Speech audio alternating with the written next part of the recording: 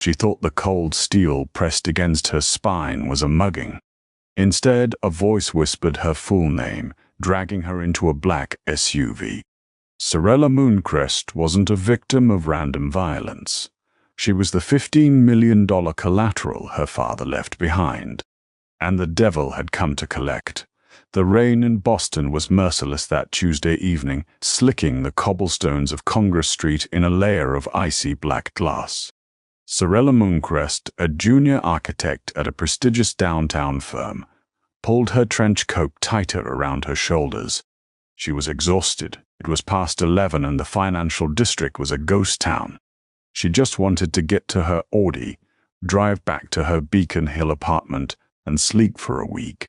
She never made it to the car. Footsteps echoed behind her, heavy, synchronized and deliberate. Before Sorella could turn, a rough hand clamped over her mouth. A thick arm wrapped around her waist, lifting her off the pavement with terrifying ease. The umbrella she had been holding clattered to the ground, spinning away in the wind.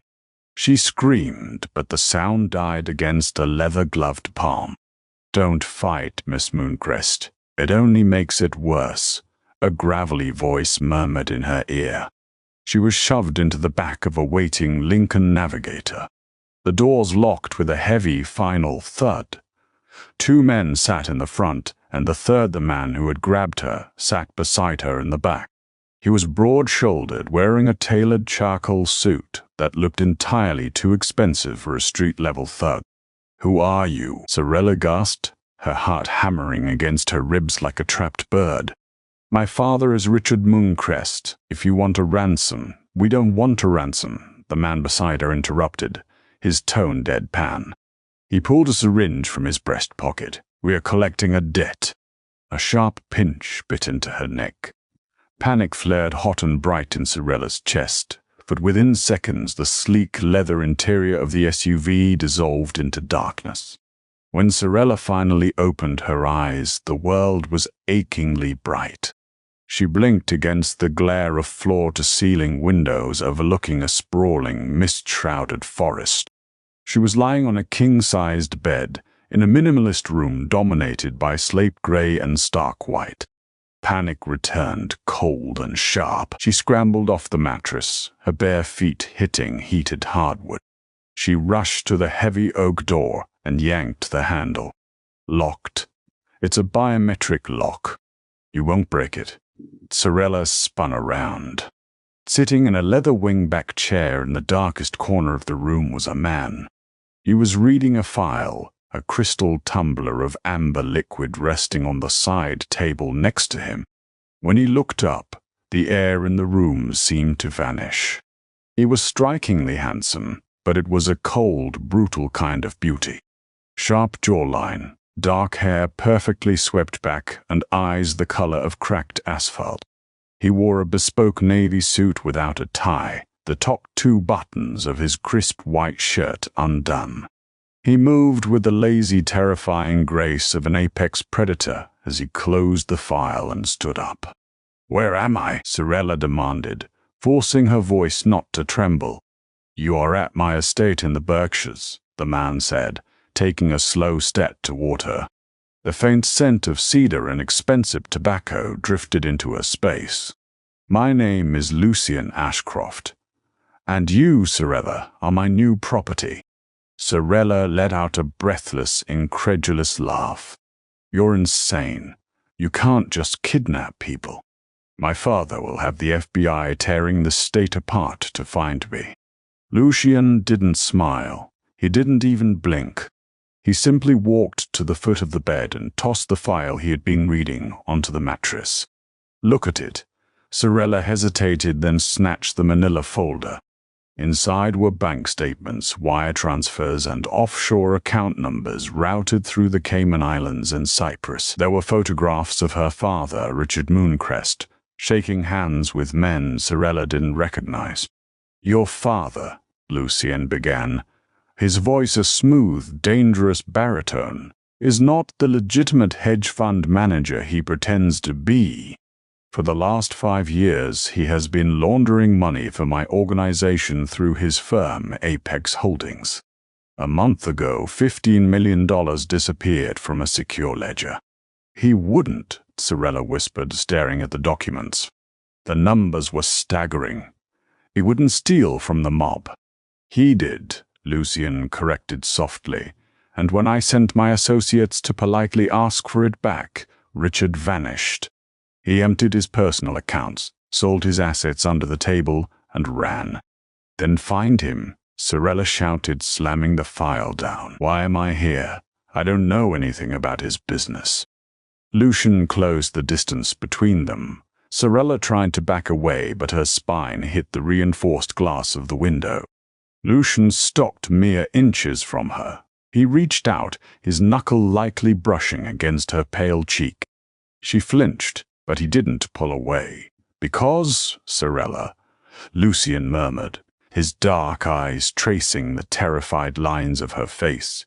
Your father loves his money, but the world believes he loves you. I took you to draw him out. Until he returns my 15 million, you belong to me. And if he never comes back, Lucien leaned in, his breath grazing her ear, then you will spend the rest of your life working off his debt. For the first 4 days, Sorella treated her imprisonment like a war of attrition. She was moved from the sparse bedroom to a massive, luxurious suite in the east wing of the Ashcroft estate. The room had everything a wealthy socialite could desire: a massive marble soaking tub, a walk-in closet stocked with designer clothing in her exact measurements, and a private balcony. But the balcony was enclosed in bulletproof glass. The heavy bedroom door remained locked from the outside, and a small, unblinking red light in the corner of the ceiling reminded her she was under constant surveillance.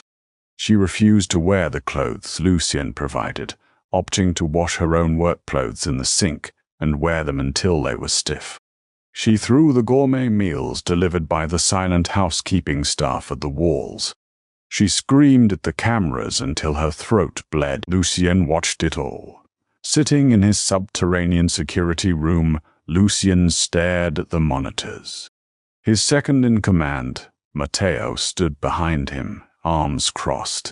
She's starving herself, boss, Matteo noted, watching the black and white feed of Sorella pacing the room like a caged tigress. Hasn't eaten a real meal in 72 hours. Want me to send the doctor up to put her on an IV? Lucien's jaw tightened. He had expected a weeping, fragile debutante. He had expected her to beg, to cry, to break. He had kidnapped her purely as a strategic maneuver, a pawn on a chessboard to force Richard Mooncrest's hand.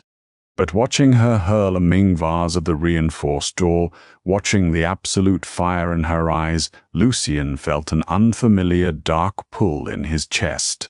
She wasn't fragile. She was furious. No, Lucien said softly. I'll handle it. That evening the lock on Sorella's door clicked open. Lucien walked in, carrying a silver tray holding a perfectly cooked ribeye steak, roasted asparagus, and a glass of Bordeaux. The room was a disaster zone: shattered porcelain, overturned chairs, and ruined bedding. Lucien stepped over the debris without a word, set the tray on a small side table, and pulled up a chair. Sorella was sitting on the floor in the corner, knees pulled to her chest, glaring at him with a hatred so pure it was almost beautiful. Eat, Lucien commanded. Go to hell, she rasped, her voice hoarse from screaming. Lucien sighed, picking up the steak knife and fork. He cut a small piece of the meat, his movements precise and unhurried. If you die of starvation, you lose your value. I will not let you damage my property. Come here and eat, Sorella, or I will force-feed you myself. You have no leverage, Sorella spat, though she was shaking from exhaustion. You said you took me to draw my father out. It's been days. If he cared, he would have called by now. He's not coming for me.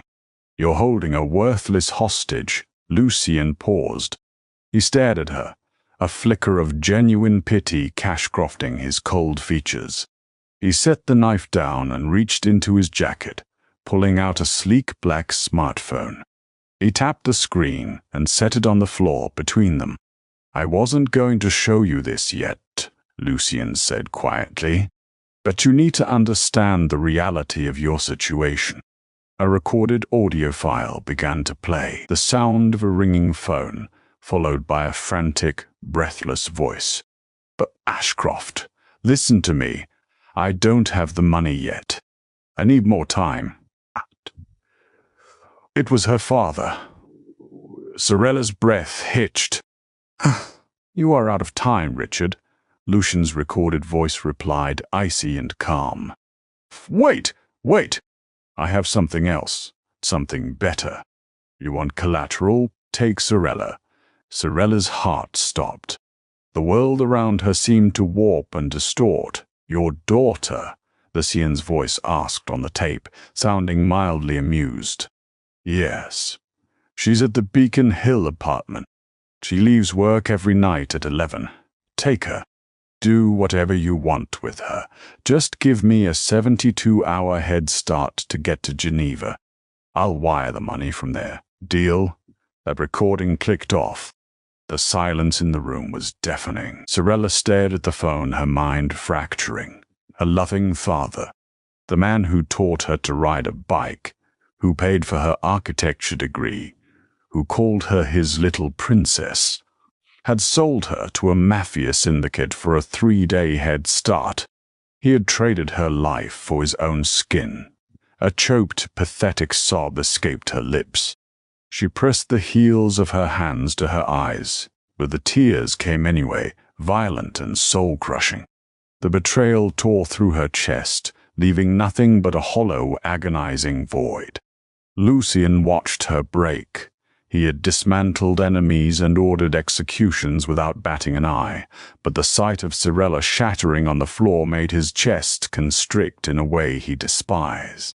He stood up, crossed the room, and knelt in front of her.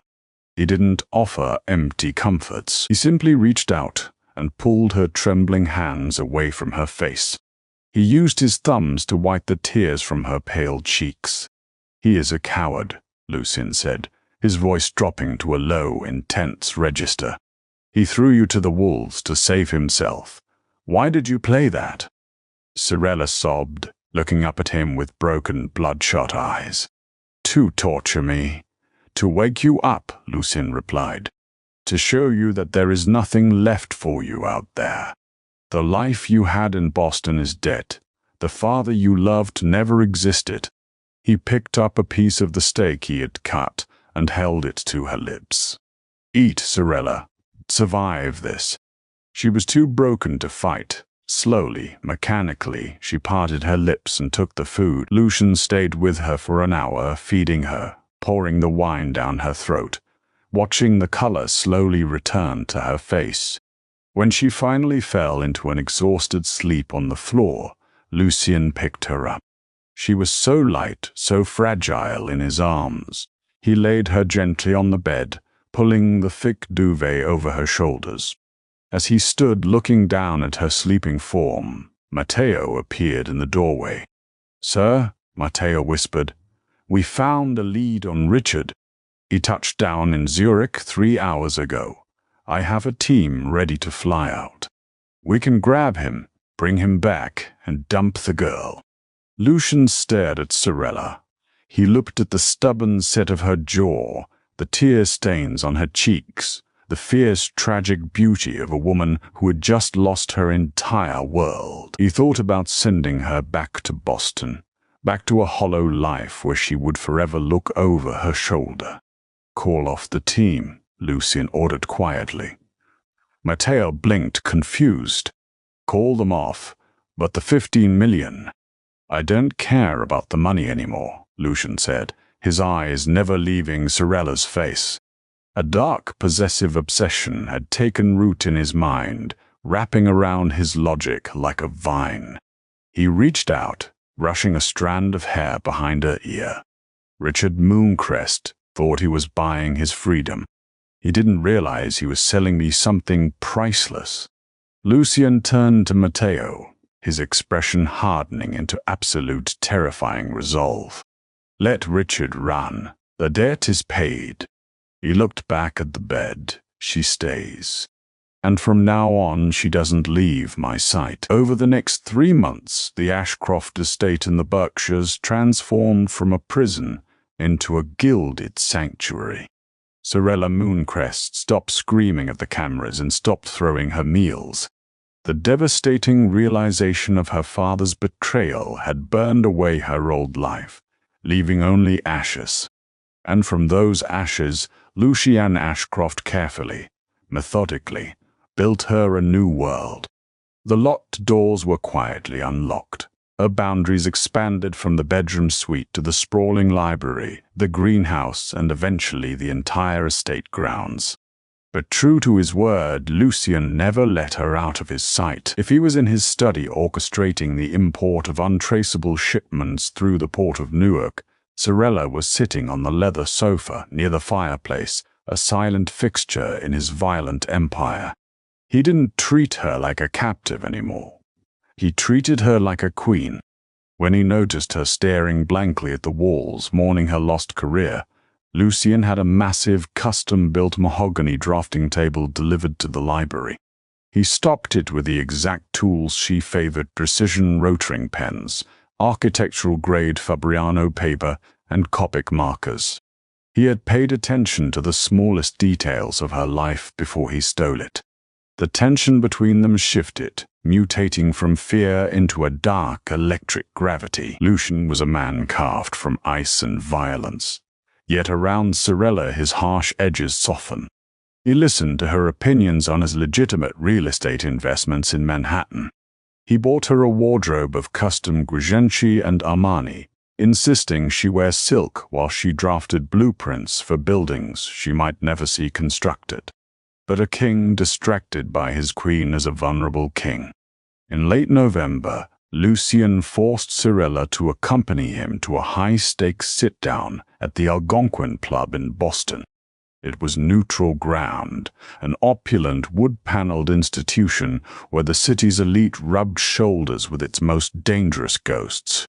Lucien dressed Sorella in a backless emerald-green silk gown that clung to her curves like a second skin. He wore a tuxedo, a concealed Beretta holstered beneath his tailored jacket.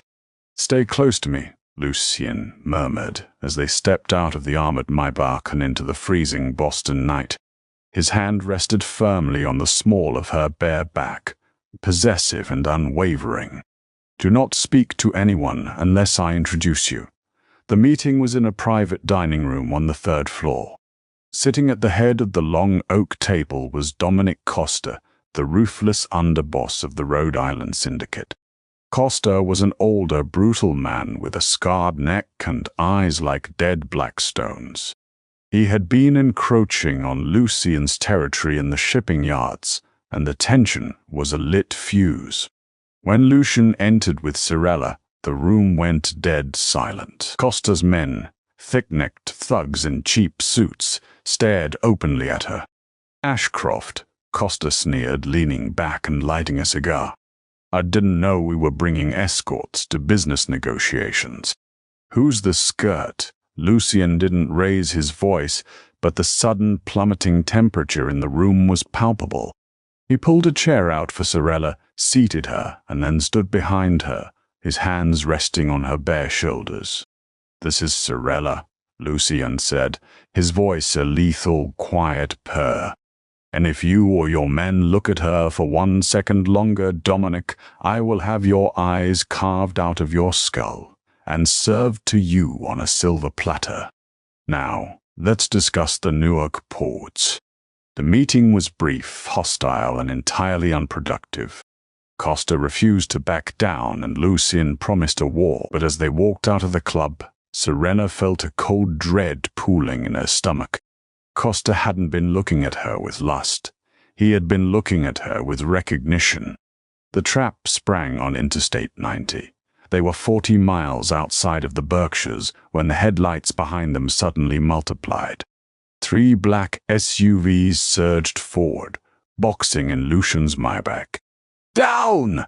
Lucien roared, grabbing Cirilla by the back of the neck and shoving her onto the floorboards just as the first barrage of automatic gunfire shattered the reinforced rear window.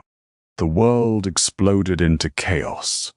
The Maybach's driver, a loyal foot soldier named Carlo, wrenched the steering wheel, slamming their 2-ton vehicle into the SUV on their left. Metal screeched against metal, showering the dark highway in sparks.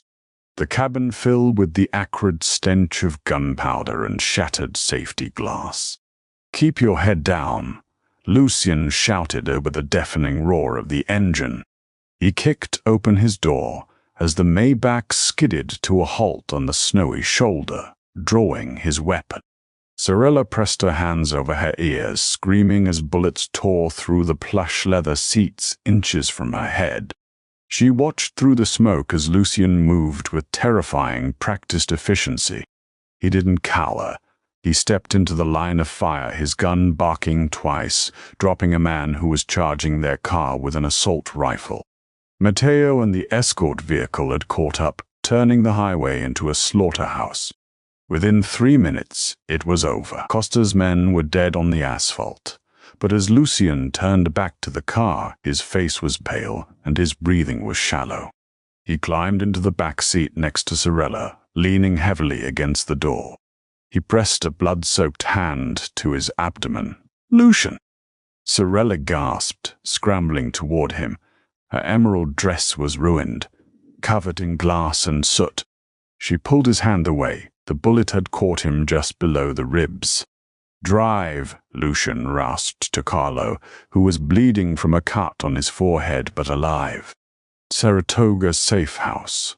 Now, as the ruined Maybach limped away into the night, Cirilla tore the silk fabric of her designer gown, pressing it fiercely against Lucien's bleeding wound. Her hands were shaking violently. He looked at her, his dark eyes hazy with pain, and reached up to smear a streak of soot off her cheek. "I told you," Lucien whispered, his voice trembling for the first time since she met him. "I won't let them touch my property." "Shut up," Cirilla sobbed, pressing harder on his wound. "Just shut up and stay awake. You don't get to die on me, Lucien. You don't get to leave me alone." The safe house in Saratoga Springs was a secluded, heavily fortified cabin hidden deep within acres of pine forest. They arrived just before dawn. An underground mob surgeon was already waiting, summoned by Matteo during the frantic drive. For 4 agonizing hours, Cirilla paced the hardwood floors of the cabin's living room, her hands stained with Lucien's blood. She realized with a terrifying clarity that she wasn't just afraid for her own safety anymore. She was terrified of losing the monster who had stolen her. Lucien was a criminal, a killer, and her captor. But he was also the only person in the world who had stood between her and a bullet. He had given her a sanctuary when her own blood had thrown her to the wolves. When the doctor finally emerged, wiping his hands on a towel, he nodded at Cirilla. The bullet missed his vital organs. He lost a lot of blood, but he's too stubborn to die. "He's asking for you." Cirilla pushed past the doctor and rushed into the bedroom. Lucien was lying pale and exhausted against white sheets, his torso heavily bandaged. The moment he saw her, the tension in his jaw relaxed. He held out a hand. Cirilla didn't hesitate. She crossed the room, collapsed into the chair beside the bed, and took his hand, pressing it to her cheek. "You're safe," Lucien murmured, his thumb brushing her skin. "Because of you," she replied, her voice breaking. She looked up, her green eyes locking onto his dark ones. In the silence of the room, the invisible wall between captive and captive completely crumbled. She leaned forward and pressed her lips to his. It was a desperate, bruising kiss, tasting of copper, salt, and absolute devotion. Lucien's uninjured arm wrapped around her waist, pulling her flush against his chest, sealing her fate to his. Their momentary peace was shattered by the sound of heavy boots. Matteo burst into the room, his face dark with fury. "Boss," Matteo said, pausing briefly as Cirella sat back, her face flushed. I just interrogated the one guy we kept alive from the highway. We know how Costa knew exactly where to hit us. Lucien's eyes hardened, the romantic haze instantly replaced by lethal focus. Who sold us out? It wasn't just an informant, Matteo growled. It was Richard Mooncrest. Cirella froze. The air was sucked out of her lungs. My father? Matteo nodded grimly at her before turning back to Lucien. Richard didn't just run to Geneva with your 15 million. He used that money to buy protection from the Rhode Island syndicate. He gave Costa our shipping routes, our schedules, and tonight's meeting details. In exchange, Costa promised to wipe you off the board, clear Richard's debt, and let him walk back into Boston a free man. Where is he? Lucien asked, his voice deadly quiet. Celebrating, Matteo replied. Richard flew back into the States tonight. He's waiting for Costa at a warehouse on Dry Dock Avenue in the Seaport District. He expects Costa to walk in and tell him you're dead. Lucien threw off the bedsheets, ignoring the sharp gasp of pain that escaped his lips. What are you doing? Cirella cried, standing up. You just had surgery. I'm going to finish this, Lucien said coldly, pulling a clean black shirt over his bandages. He strapped his shoulder holster on, checking the magazine of his weapon. He looked at Cirella, his eyes unreadable. I told you I let your father live because you were payment enough. But he tried to kill me, and he put you in the crossfire. The deal is broken. Cirella stared at the man she had just kissed. She thought of her father, the man who traded her life for money, who aligned with murderers to secure his wealth, who didn't care if she died in a crossfire on a frozen highway. I'm going with you, Cirella said, her voice turning to steel. Lucien paused, studying her face. He saw no fear, only a cold, righteous fury that mirrored his own. He nodded once. Let's go. 2 hours later, 3 heavily armed black SUVs descended on Dry Dock Avenue. The warehouse was quiet, guarded by a half-dozen of Costa's men who were expecting a victory parade, not a grim reaper. Lucien and his men breached the doors with explosive force. The firefight was swift, brutal, and utterly one-sided. Lucien, fueled by adrenaline and rage, moved through the warehouse like a shadow of death, dropping anyone holding a weapon. Cirella stayed right behind him, shielded by his massive frame, watching the bloody reality of the man she had chosen. In the back office, cowering under a metal desk, was Richard Mooncrest. Lucien kicked the desk away, sending it crashing into the wall. Richard shrieked, throwing his hands over his head. When he opened his eyes and saw Lucien standing there, bleeding but very much alive, the older man began to openly weep. Ashcroft, wait, please. It was Costa's idea. I had no choice, Richard babbled, scrambling backward until he hit the concrete wall. Then Richard saw her. Cirella? He gasped, his eyes widening in shock. He looked at her torn, blood-stained dress, her messy hair, and the cold, hard set of her jaw. He immediately shifted tactics, his voice taking on a desperate, pleading, paternal tone. Oh, thank God. Cirella, my sweet girl. You're alive. Tell him. Tell him to let me go. I'm your father, Cirella, please. We can leave together. I have money. Lucien didn't raise his gun. Instead, he took a step back and looked at Cirella. He was giving her the ultimate power. He was letting her choose. Cirella stepped forward. She looked down at the pathetic, groveling man who had raised her. She remembered the warmth of his smile when she graduated college, and then she remembered the audio recording of him trading her to the mafia for a 72-hour head start. She looked at Lucien, the criminal who had taken a bullet for her. Blood is not always family. Sometimes family is the monster in the dark who refuses to let you go. You don't have a daughter anymore, Richard, Cirella said softly. Her voice was steady, devoid of any pity. "You sold her." Sorella turned her back on her father and walked toward the exit, her head held high. She didn't flinch when the single deafening gunshot echoed through the warehouse behind her. Outside, the cold Boston air hit her face, clearing the smell of gunpowder from her senses. Lucian walked out seconds later, holstering his weapon. He walked up to her, his dark eyes searching hers for any sign of regret, any sign that she was broken by what had just happened. He found nothing but fierce, unyielding loyalty. Lucian wrapped his heavy coat around her shivering shoulders, pulling her against his chest. He pressed a kiss to the crown of her head. The debt was paid in blood. The past was dead. "Let's go home, Sorella," Lucian whispered into her hair. She leaned into him, wrapping her arms around the only safe place she had left in the world. "I'm right beside you, always." Did this intense mafia romance keep you on the edge of your seat? The line between captivity and devotion has never been more dangerously blurred. If you loved this dark tale of betrayal, power, and unexpected love, please hit that like button. Share this story with your fellow drama lovers, and subscribe to the channel for more thrilling, heart-pounding stories. Drop a comment below on what you thought of Sorella's ultimate choice.